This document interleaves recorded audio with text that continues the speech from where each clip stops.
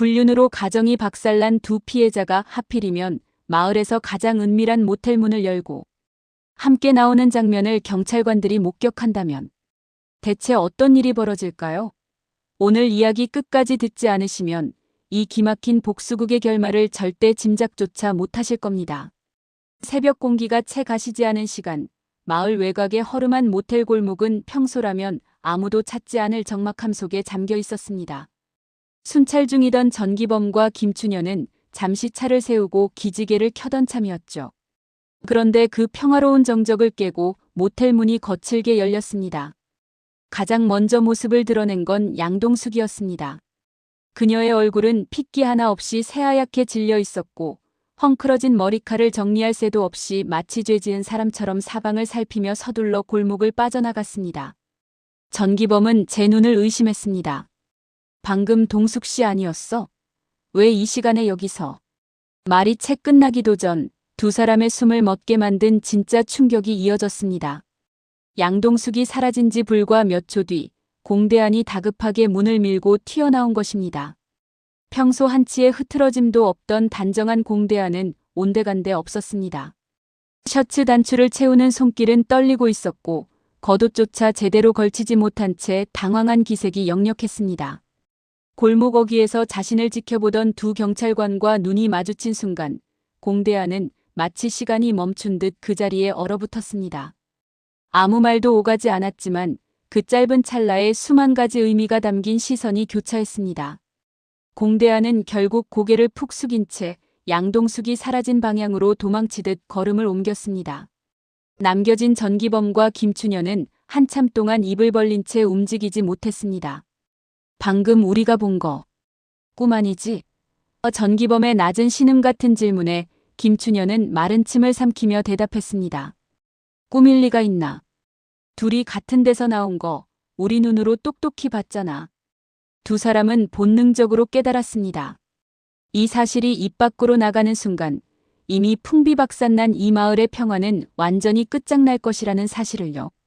민용길과 이희경의 불륜으로 상처받았던 두 피해자가 하필이면 이런 방식으로 엮였다는 사실은 분노보다는 서글픈 동정심을 자아냈습니다. 입 막아야 돼. 우리 둘 말고 한 명이라도 알게 되면 이 마을은 끝이야. 두 경찰관은 비장한 얼굴로 절대 함구할 것을 맹세하며 새끼손가락을 걸었습니다. 하지만 결심과는 달리 그날의 잔상은 두 사람의 머릿속을 떠나지 않았습니다. 순찰차를 타고 마을을 돌 때도 파출소 의자에 앉아 커피를 마실 때도 자꾸만 그 골목의 풍경이 떠올라 괴로워했습니다. 말은 하지 않기로 했지만 침묵 속에서 두 사람의 생각은 더 시끄럽게 소용돌이쳤습니다. 단순한 실수였을까? 아니면 우리가 모르는 깊은 사연이 있는 걸까? 당사자인 양동숙의 속은 타들어갔습니다. 집에 돌아와 수십 번 세수를 하고 옷을 갈아입어도 공대안의 체온이 닿았던 피부가 화끈거리는 것만 같았습니다. 머리로는 술김에 저지른 미친 짓이라고 스스로를 몰아붙였지만 마음은 자꾸만 어젯밤 공대안이 건네준 다정한 말들을 복기했습니다. 예전에도 예뻤고 지금도 예쁘다. 민용길에게 버림받고 스스로를 쓸모없는 사람이라 여겼던 그녀에게 그 말은 독약이면서도 동시에 유일한 해독제였습니다. 공대안 역시 불 꺼진 방에 누워 천장만 바라보았습니다. 형 공정한의 집에서 눈을 뜬 이후 그의 모든 신경은 양동숙에게 쏠려 있었습니다. 그동안 원인 모를 복통에 시달리며 양동숙만 보면 배가 찢어질 듯 아팠던 이유가 단순한 스트레스가 아니었음을 비로소 깨달았습니다. 하지만 그 깨달음은 축복보다는 저주에 가까웠습니다. 자신 때문에 동숙이 더 곤란해지지는 않을지, 이 감정이 그녀에게 또 다른 상처가 되지는 않을지 걱정하며 밤새 뒤척였습니다. 결국 먼저 휴대전화를 든 것은 양동숙이었습니다. 하루 종일 문장을 썼다 지우기를 반복하던 그녀는 어제 일은 서로 힘들어서 생긴 실수라고 생각하자는 짧은 메시지를 보냈습니다. 하지만 그 문자를 받은 공대안은 그녀의 진심이 있자는 말이 아님을 느꼈습니다. 그는 한참 뒤에야 실수라고 하면 실수일 수도 있는데 나는 그냥 내가 걱정된다는 답장을 보냈습니다. 그 담백하고도 묵직한 걱정 한마디에 양동숙은 끝내 참아왔던 눈물을 터뜨리고 말았습니다. 마을은 겉으로 평온해 보였지만 속으로는 양동익의 욕심으로 인해 또 다른 폭풍이 일고 있었습니다. 공시내의 이사가 무산되자 차세리는 분노를 감추지 못했습니다.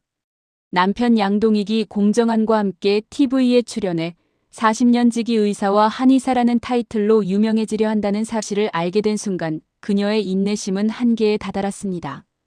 차세리에게 공신에는 지긋지긋한 악연일 뿐이었고 양동익이 여전히 그들의 주변을 맴도는 것이 참을 수 없이 불쾌했습니다.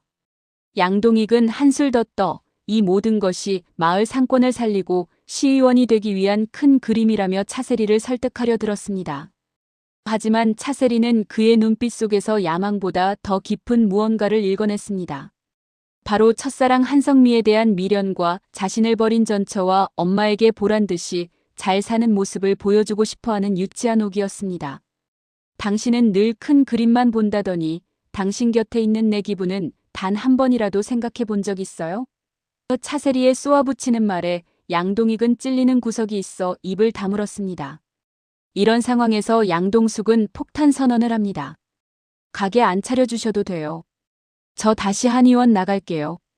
가족들은 경악했습니다. 다시 한의원에 나간다는 것은 공대안과 매일 마주치겠다는 선언이나 다름없었으니까요.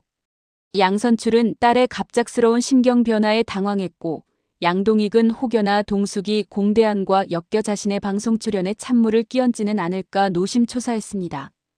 하지만 양동숙의 눈빛은 그 어느 때보다 단단했습니다. 그녀에게 한의원은 이제 단순한 일터가 아니라 유일하게 숨을 쉴 수 있는 공대안이라는 공간이었기 때문입니다. 갈등의 정점은 한 커피숍에서 벌어졌습니다. 양동익은 공정한의 마음을 돌리기 위해 가장 영향력 있는 인물인 한성미를 따로 만났습니다.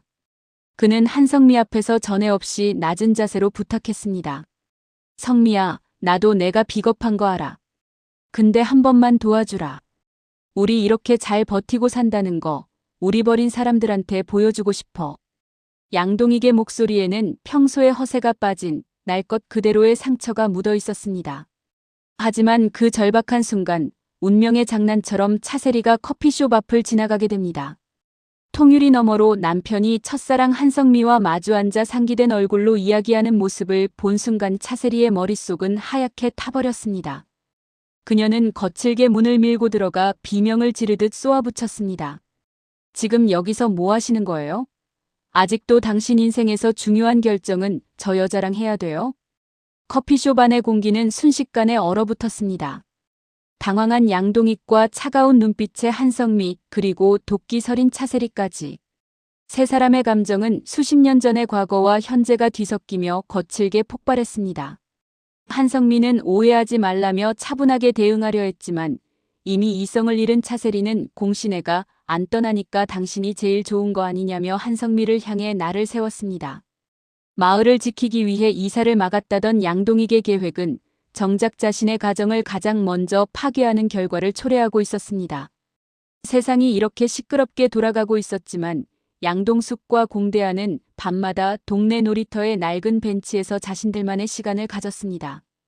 누구의 눈도 닿지 않는 그 조용한 곳에서 두 사람은 서로의 상처를 조심스럽게 어루만졌습니다.